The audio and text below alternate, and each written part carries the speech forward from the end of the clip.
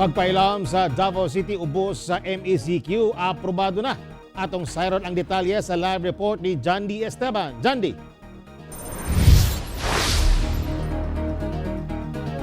Yes, Tex, sugudugma, June 5, ipailawom na sa Modified Enhanced Community Quarantine kon MECQ ang Davao City.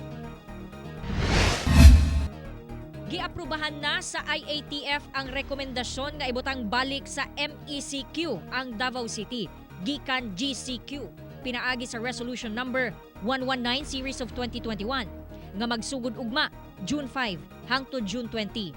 Busa ang barbero nga si Tatay Nilo na balaka na gumikan maapektuhan na usab ang ilahang panginabuhian sa ipatumang mas hugot nga pulisiya.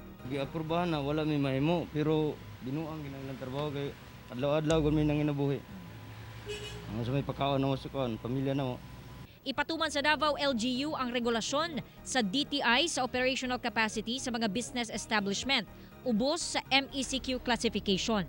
Maka-operate pa ang mga nagatanyag og personal care services sama sa beauty salon, parlor, barbershop, medical aesthetic clinic, spa ug ubang susamang establishmento basta 30% capacity lang. Ug katurang mga services nga dili kinahanglan tanggalon sa kliyente ang face mask. 20% operational capacity ang itugot sa mga nagatanyag og indoor dine-in food services, samtang 50% sa outdoor dining. 10% lang ang itugot nga operational capacity alang sa mga social events sa accredited establishment sa Department of Tourism.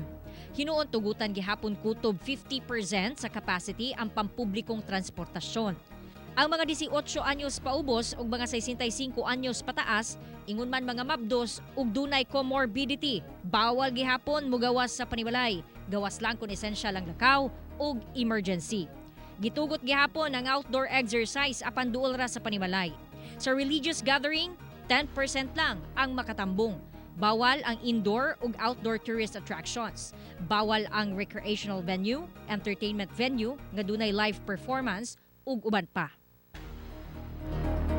Katong mga empleyado nga nanarbaho sa zero operational capacity nga mga opisina o establishments atol sa MECQ, tabangan sila sa local government unit pinaagi sa Work for Davao program. So mamahimo lamang nga mag-inquire sila sa ilahang Facebook page.